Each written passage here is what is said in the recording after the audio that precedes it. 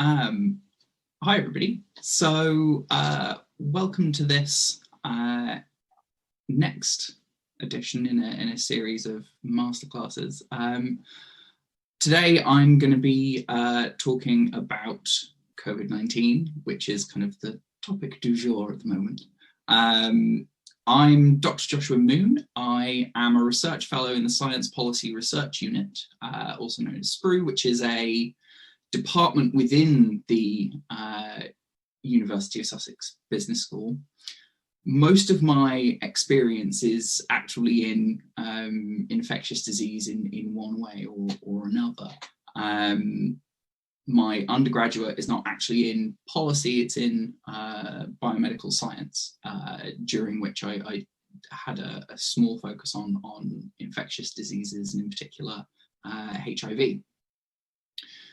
During my master's and my PhD, I kind of refined that focus into the policy and in particular the science policy of epidemic response and how that fits into how different countries respond to different epidemics in different ways.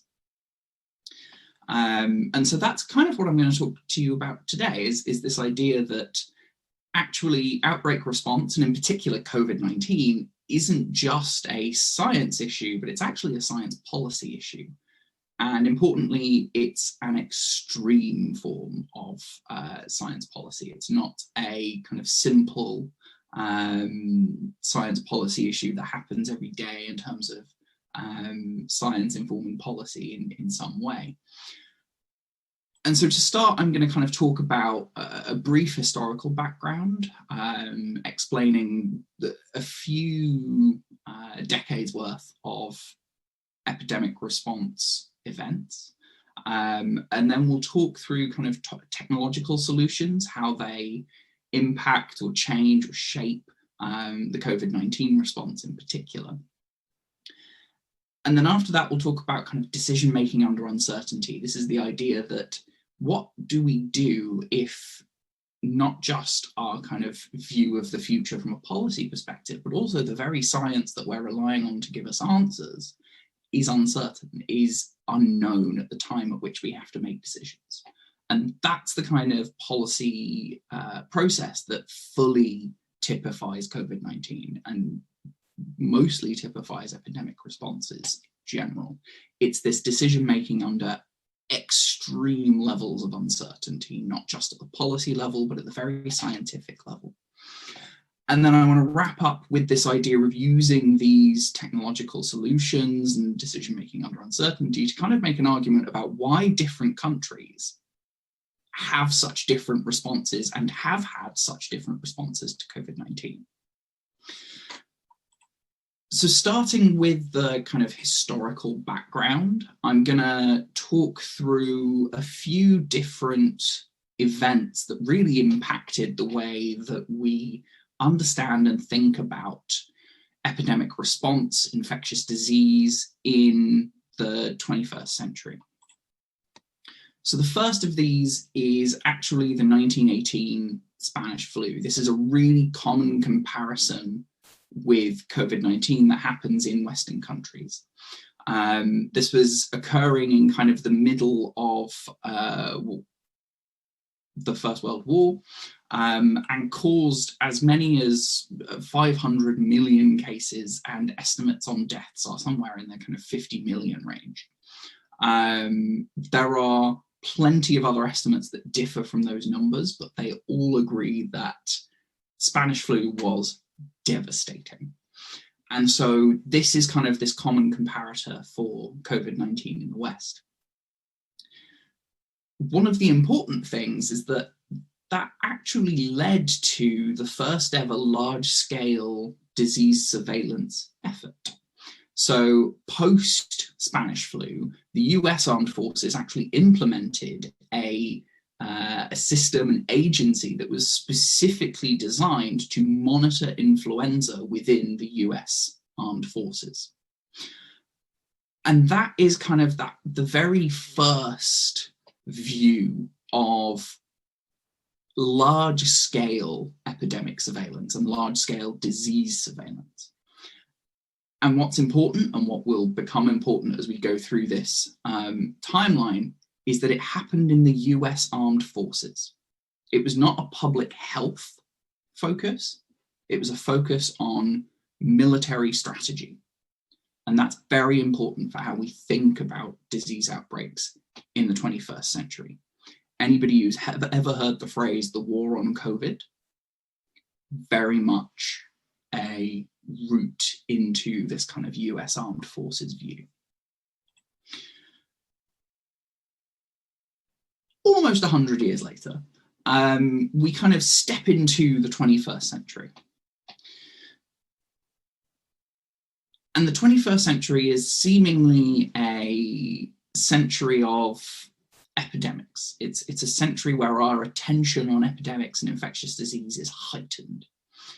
And part of the reason for that is that very early on in the 21st century, the world was hit by a new virus, and importantly, a new coronavirus that emerged in China, that very quickly transmitted across the world, hitting Hong Kong, hitting Canada, hitting Vietnam, cases seen across the globe, across different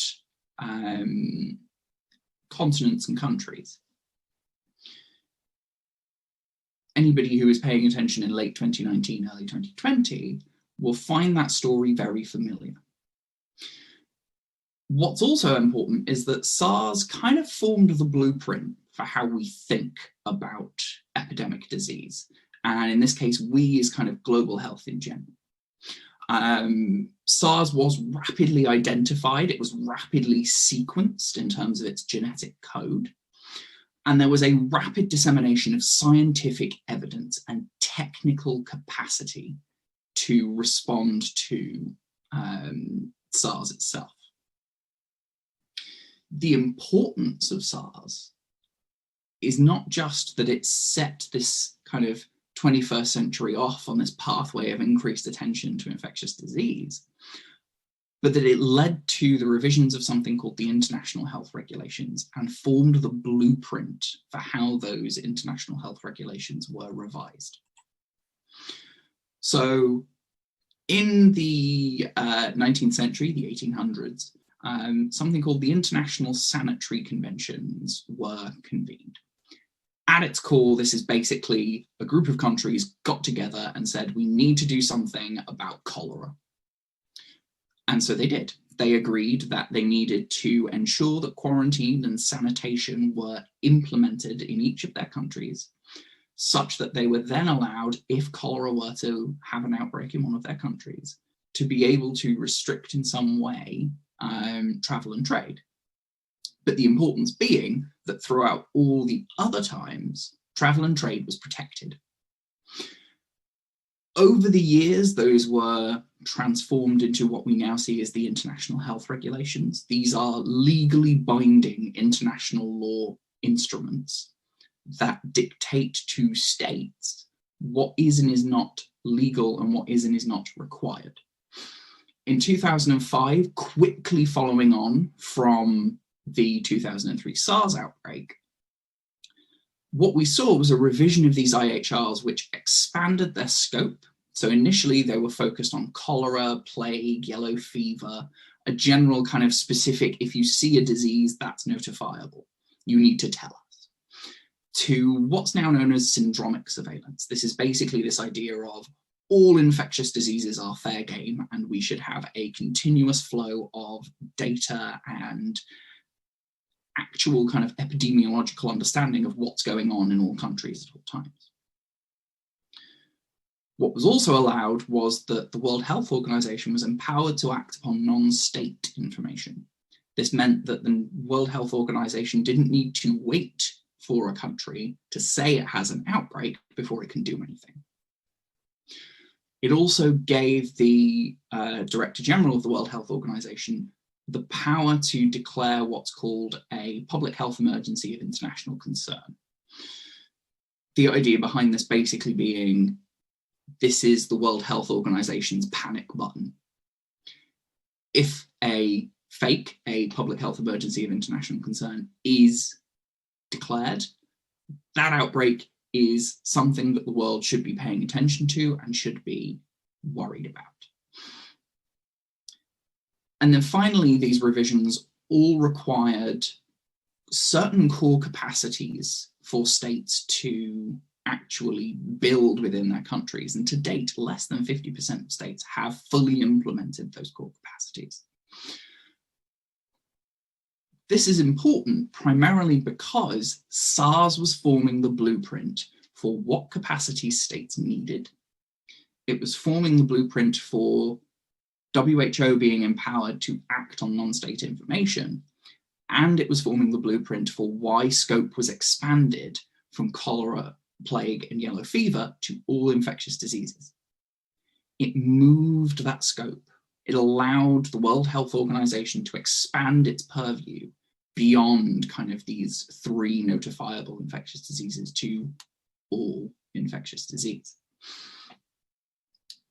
And that's important because it means that not only is there more activity, not only is there more of a broader view, but there's also more attention on infectious diseases that may otherwise have gone unnoticed, or infectious diseases that may otherwise have not been notifiable.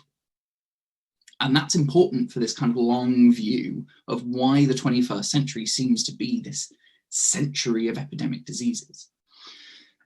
2005, for those in kind of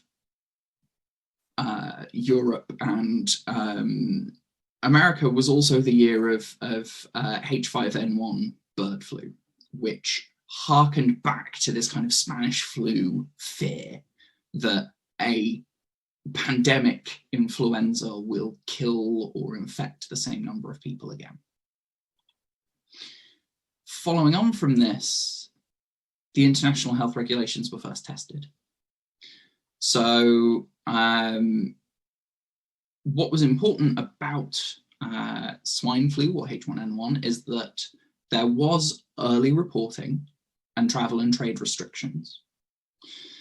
There is some argument or debate about the efficacy of travel and trade restrictions, and so there are questions around whether or not that should happen. But effectively, what this did was it led people to effectively be terrified of pigs. And so even following this, countries, for example, Egypt, culled all the pigs in their, well, I think Egypt was just all the pigs in Cairo, but led to this kind of mass, huge reaction. And then secondly, the emergency committee, so the actual kind of committee that's convened by the World Health Organization to determine whether or not this is a public health emergency of international concern, whether or not to hit that panic button, came under fire because a lot of the individuals within it had, or in some ways, had an interest in Tamiflu, or were accused of having interests in Tamiflu, which is a drug that treats influenza. And so there was some kind of issue with that lack of transparency, being this idea that perhaps there is a hidden agenda to declaring, to hitting this panic button, to getting countries to stockpile. And then finally, there are a few kind of communications issues, but at its core, and again, this comes back to this surveillance point starting in kind of the military, is once you expand this view from particular diseases to all diseases, and you have the ability of the World Health Organization to hit this panic button, you really have this kind of huge emergency mindset that evolves out of this particular perspective of infectious disease. And we saw that play out with the culling of pigs and with the rush to stockpile. What we're seeing now with vaccine nationalism is a necessary kind of byproduct of this viewpoint, of this panic mentality. Following on from this, there are kind of 3 additional interesting events that I'm going to kind of whiz through. There was the 2014 Ebola outbreak, which I spent my PhD studying. The idea is, in this case, the emergency committee took its time. There was a huge amount of riots and resistance, and healthcare workers were killed because there was no real community engagement. And so there were issues bringing on board the actual individuals within the community who were needed to get this to work. Isolation and quarantine are big things within Ebola responses. And the rationale behind that, again, is breaking these chains of transmission, as we're seeing in COVID. But the issue is with a lack of community engagement, with international white people coming into African countries and saying, we're locking you in your homes because you have a disease. That's not going to get an excellent response from overall, or from the communities that they're in effect trying to protect. But because of that lack of community engagement, that lack of understanding about the community, it created problems. Second is the outbreak of Middle Eastern Respiratory Syndrome, or MERS, in the Republic of Korea. Again, we notice this because we have this broad syndromic surveillance view, and we have this panic view. But importantly, that panic view led to the government of the Republic of Korea withholding details from the public, panicking about panic, withholding details because they didn't want the public to know which hospitals had MERS patients. And that was problematic. What was more problematic is that local governments weren't even informed. And again, it's that panic about panic view.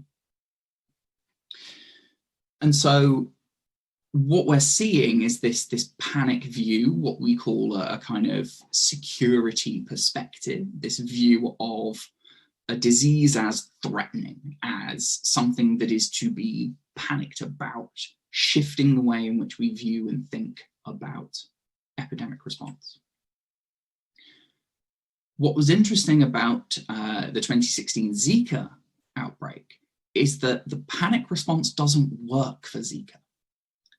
All of our responses were based on malaria, and malaria is vector-borne by a similar vector. It's a mosquito, as ZIKA is. But importantly, ZIKA was not causing acute problems. It was not causing disease immediately within the individuals that were infected. What was actually happening was that infants were born with something called fetal microcephaly, which is basically kind of birth defects. And it was causing long-term Guillain-Barré, which is an autoimmune syndrome. And in effect, the issue is that actually the care for ZIKA patients is long-term, it's not short-term.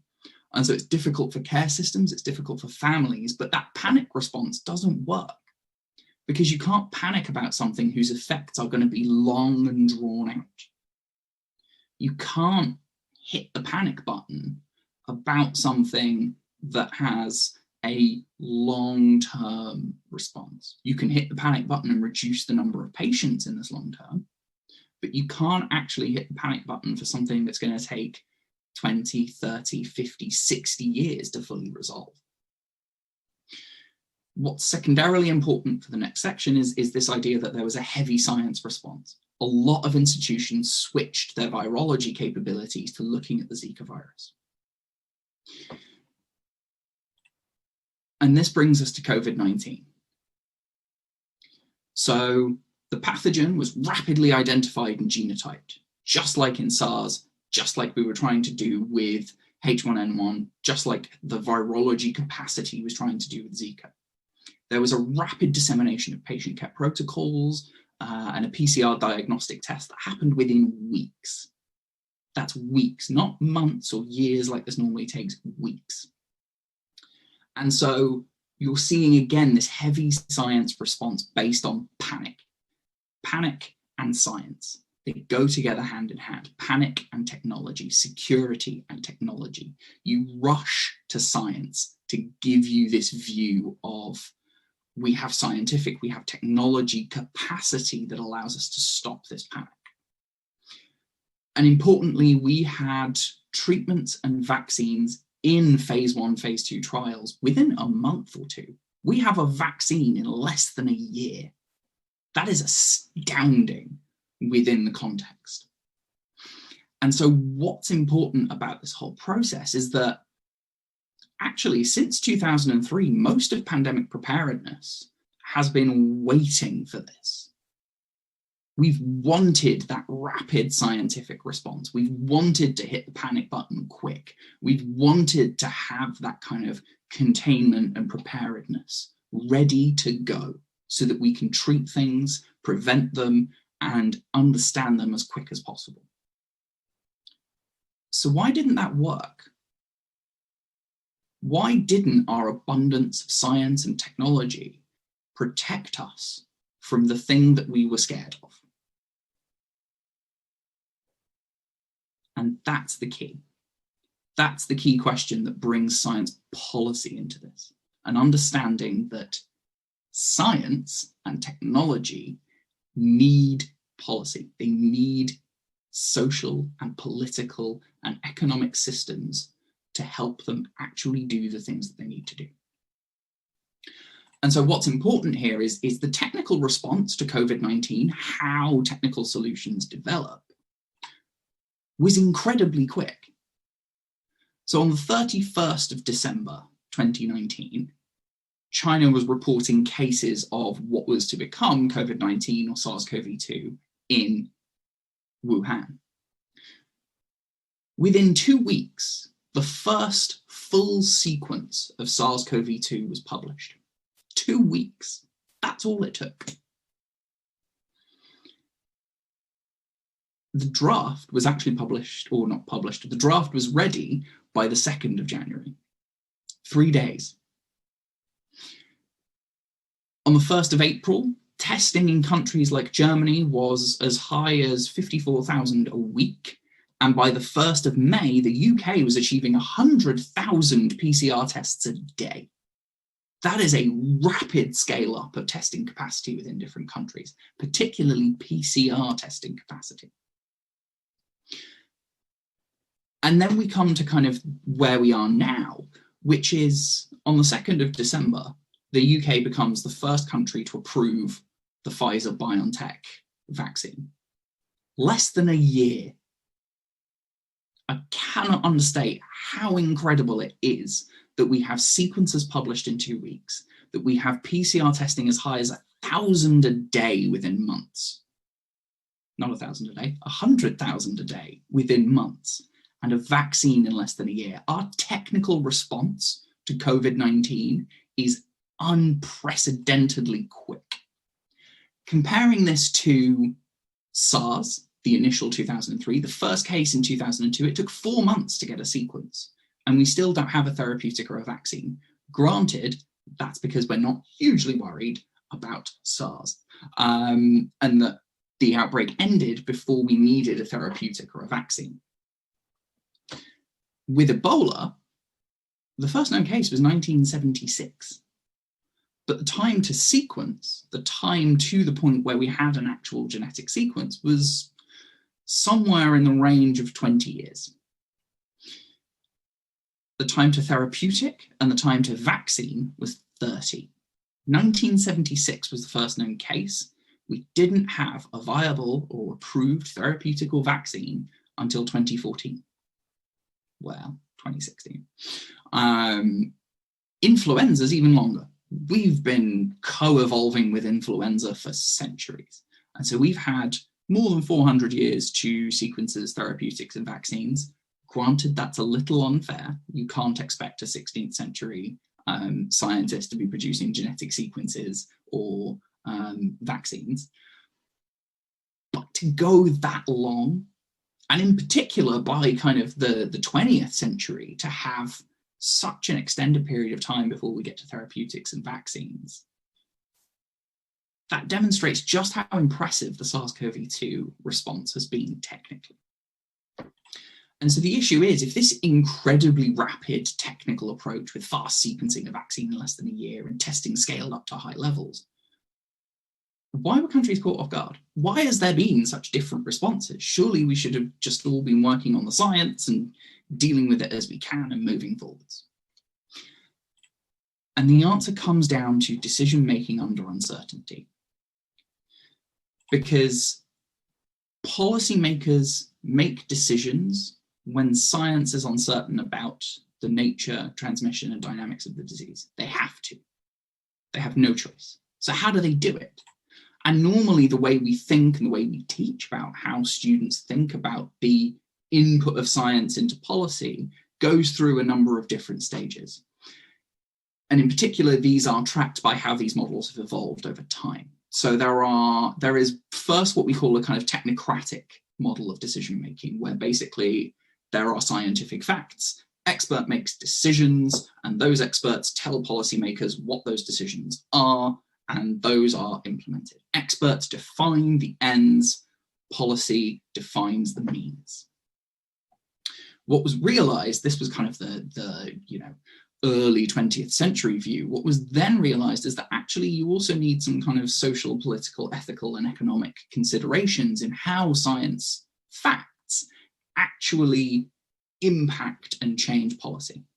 So again, we have this view, this is what we call the decisionist view, but it's this idea that risk assessment science facts are plugged into the policy prism, and that those policy prisms are then used, the social, the political, the ethic, the economic, the cultural, all inform how science is then used to actually produce and create policy. What this is normally called is kind of the difference between risk assessment and risk management. What is the kind of the actual real risk, and what is the way in which you manage that? What followed this was an American adaptation, which basically looked at, well, actually, you don't just need to manage those risks, you need to communicate it to other people. This is much more your kind of 1990s, early 2000s model. The Red Book itself is a description of the book in which this model of decision-making was outlined. But there's one important similarity between all three of these models, and that is scientific facts exist. So within all of these models, science is assumed to have a single view. It is assumed to be univocal. And so the question is, what if scientists don't agree? What if there's uncertainty around how long an incubation period is, how long a transmission route is? What are the economic impacts? What are possible treatments? What are the testing strategies? What is best to do? What if scientists don't agree? Or what if there's uncertainty around those scientific questions? How do you actually make uncertain decisions? And so one of the ways that we teach is basically including a kind of coevolutionary view, which moves scientific decision-making from the input to a part of the process. And so there are social and economic and political considerations in the very questions we ask our experts. Framing assumptions, these ultimately cultural and economic and political considerations on why we think about things in the way that we do. Why do we put economic recovery above certain other aspects of recovery? And that then informs the questions that we ask scientists. Scientists are asked limited questions framed by social, economic, and political considerations that they then feed into a further set of policy decision-making processes. And so what's important about this model is not just that you've shifted scientific considerations into the middle, but that you have this reciprocal communication between all the three different boxes. Your experts are talking with the framers, those making the framing assumptions and those designing the questions, to help them design good questions to us. And the scientists are talking with political decision makers to help them implement and manage those risks based on technical as well as economic, ethical, and political considerations. And so the idea is that no single set of science exists, so you can't have it be the unitary input to decision making. And so you have to do this coevolutionary view. And that's why we see countries changing all the time, because the framing assumptions and the decision-making processes change as well as the scientific considerations. And so as science evolves, so do we. And so what this leads to is this idea of this is why countries have different responses to the same virus. And so what we can see is that it's not necessarily which countries are the most prepared. So this is the Global Health Security Index. This was compiled by a series of researchers who basically quantified how prepared different countries were. And as you can see, some of the most prepared countries, the UK, the US, if we look to cases, are not the ones performing the best. In fact, a lot of the oranges, a lot of the developing world is what is actually performing best in this view of cumulative confirmed cases. But what if there's different ways? What about different testing strategies? Can that explain it? Well, the countries doing more testing have more cases, but the testing percentage is similar. They're testing the same amount, but they're finding the same percentage of cases. And so they are actually having higher numbers of cases as well as doing higher numbers of tests. What about democracy? Could that have an impact? To some extent. Flawed democracies are doing worse than full democracies in most cases, and authoritarianism is to some extent helpful here, but part of that is this panic button response. But what's important here is not that it is one particular thing that makes a country successful, but it's a composite of all those factors. Science plays an absolutely central role in pandemic response. Technologies are developed incredibly quickly and were developed incredibly quickly for COVID-19. But the central issue was policy responses to the pandemic. And those policy responses are not solely guided by what people view as the science, but by politics shaping the policy choices. And importantly, that is not something that will ever change. It is impossible, because of scientific uncertainty and because of the nature of science's role in decision-making, to remove the politics and policy from how we respond to pandemics. We have to be able to not only understand the science and how that evolves, but how that science feeds into policy and how that policy is shaped by uncertainties in the science and changing political, economic, and social dynamics. And that is why, even with this hugely wonderful technological and scientific response, there are still huge problems within our response to COVID-19 and within our actual understanding and the differences between countries' responses to COVID-19.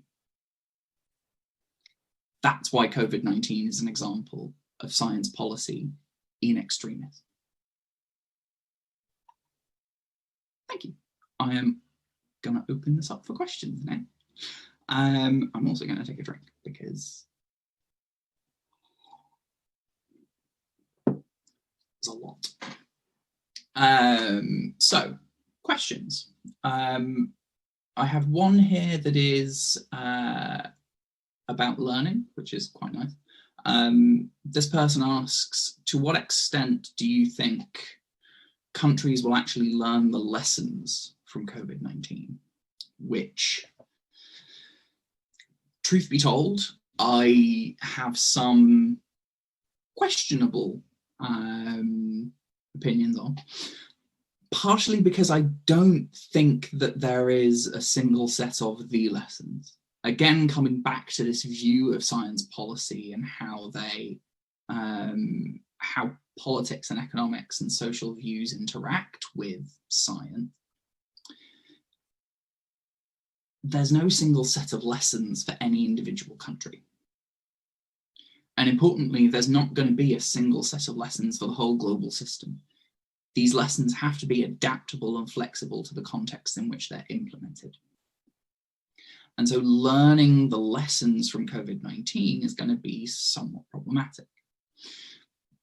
Because it's not just that, say, the UK or China will have different lessons from one another, but different areas of the UK and different areas of China will have different lessons that they can be learning. But on top of that, there's a whole process that is required for learning to be said to have happened, because you can't just say, oh, we've learned things, we've learned our lessons. You actually have to implement and institutionalize changes. And the issue with that is that then also requires not just a scientific response, an academic response to kind of what are the lessons and what should they be, but requires a policy response to actually put those lessons into place, to institutionalize those lessons. So the UK has rapidly expanded its testing capacity, but it's done that by creating or privatizing most of the actual COVID-19 testing capabilities. And the question is whether that testing capacity is actually then going to be re-institutionalized within the National Health Service and Public Health England. Partially, there are some calls for that to happen, but also the open question is, does that need to happen? How do we do it? Secondly, there's the issue of these things tend to be forgotten very quickly. For emergencies and for crises, policymakers tend to have a somewhat short memory. They will have low-lying, long-lasting effects, but in terms of actual policy change, policymakers have short memories. And so actually institutionalizing the different ways in which countries could or should have responded is quite difficult, because there's no view or singular view for when those things should be put into place. There's no kind of, yes, these need to be put in place now, because very quickly, COVID-19, as the vaccine rolls out, as cases start plummeting, you start getting fatigue. You start allowing that to move down the agenda, and you start focusing on other important things that are now more important, or that you view as more important. And so the idea behind all of this is that actually it's quite difficult to institutionalize lessons. On top of that, institutionalizing lessons is not necessarily something that everybody wants to do. There's still no kind of agreement on what the set of lessons are. We still have kind of the Great Barrington School talking about letting the virus rip or removing lockdowns in certain ways. But inherently, lessons look towards the future. And so lessons are a way in which we can understand not only our view of the past, but what we expect from the future. Our understandings of the past, if you think those are uncertain, our views of the future are even more uncertain. And that creates a real problem in learning lessons. Because to learn lessons properly, to institutionalize lessons, you have to get people to agree on what those lessons are and what they should be.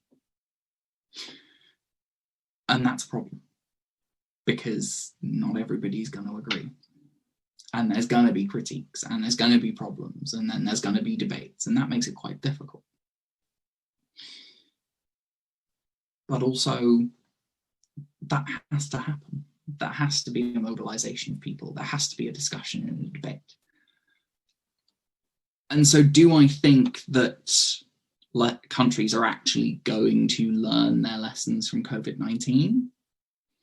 I think they'll learn some of them. I think the technical lessons are going to get institutionalized. I think the view that vaccine production needs to be incredibly rapid is going to be institutionalized as a lesson. Upscaling testing capacity is going to be institutionalized as a lesson.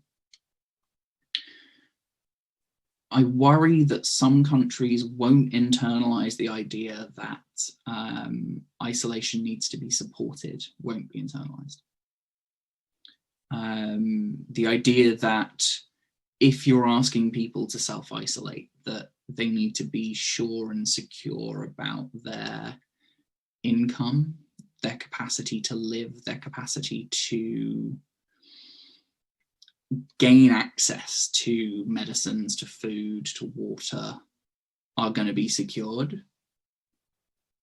That needs to be in place, and I worry that there will be, to some extent, an overlooking of that fact, because people will be expecting technology to stop this from happening again and stopping the necessity for isolation support. So there's lots of different dynamics within this that are actually quite interesting. And one of the reasons why we, at least we at the University of Sussex in Sprue, and my team on optimizing COVID testing systems, OCTS, the project that we're currently working on, one of the reasons why we continue to do this work is because we truly believe that there needs to be this engagement with policy. And that's one of the things that we integrate really well into our teaching, is this need for engagement with policy, this need for communication across boundaries, to really give us a way to both institutionalize the lessons that we are learning from COVID-19, but also to discuss those lessons, to have those discussions and to force action based on those discussions. And so it does likely concern me that we're not going to learn the lessons from COVID-19, or that what lessons we do learn are not going to be effective in the next instance, or the next instance, or the next instance. Going all the way back to that kind of timeline I was talking about, a lot of the issues and a lot of the kind of discussion around each of these different events is, why didn't we learn the lessons from last time? And everybody puts it down to political will. It falls off the agenda, there's no political will. When actually the truth is, we are learning some lessons. We're just not learning the social lessons. We're not learning how to actually structure or maintain policy responses to epidemics. We're learning the science lessons and the technical lessons. Artificial intelligence is being invoked. We've got models everywhere for how the spread of COVID-19 could be predicted. But the actual social part of this tends to be ignored and eschewed.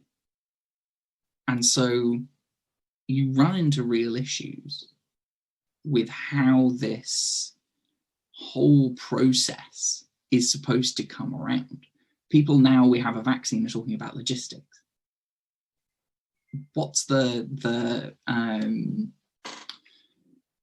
point of having a vaccine if it can't get to the people who need it, or it can't get to the people who are distributing it?